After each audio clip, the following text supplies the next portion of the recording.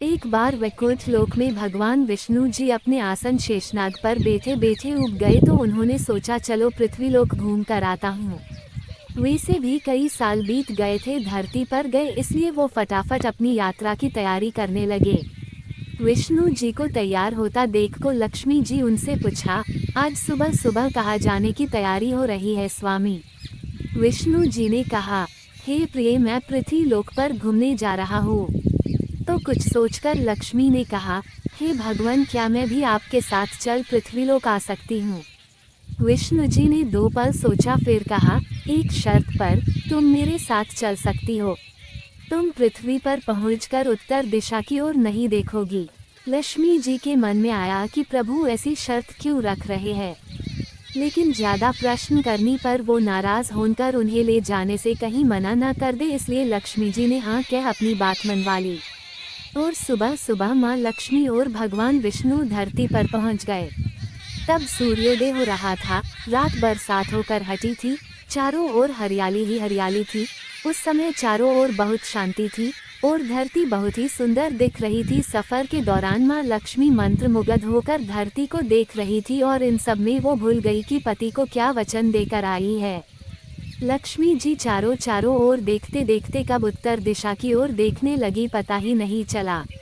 उत्तर दिशा में माँ लक्ष्मी को एक बहुत ही सुंदर बगीचा नजर आया और उस तरफ से भीनी भीनी खुशबू आ रही थी और बहुत ही सुंदर सुंदर फूल खिले थे। वहाँ एक फूलों का खेत था। माँ लक्ष्मी बिना सोचे समझे उस खेत में चली गई और एक सुंदर सा फूल तोड़ लाई। लेकिन ये क्या, जब माँ लक्ष्मी भगवान विष्णु के पास वापस आई तो भगवान विष्णु की आंखों में आंसू थे।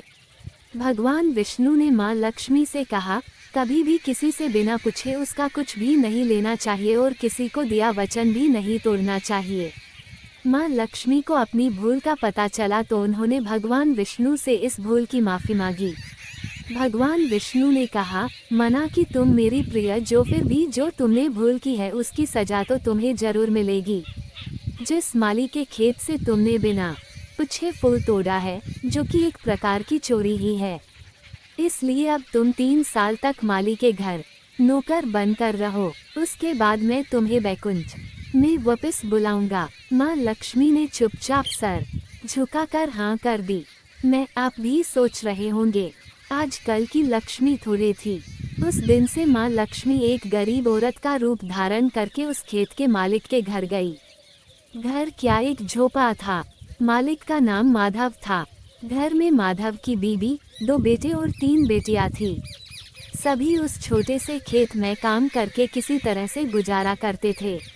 माँ लक्ष्मी जब एक साधारण और गरीब औरत बनकर जब माधव के झोपड़े पर गई तो माधव ने पूछा, बहन तुम कौन हो? मुझसे इस समय तुम्हें क्या चाहिए?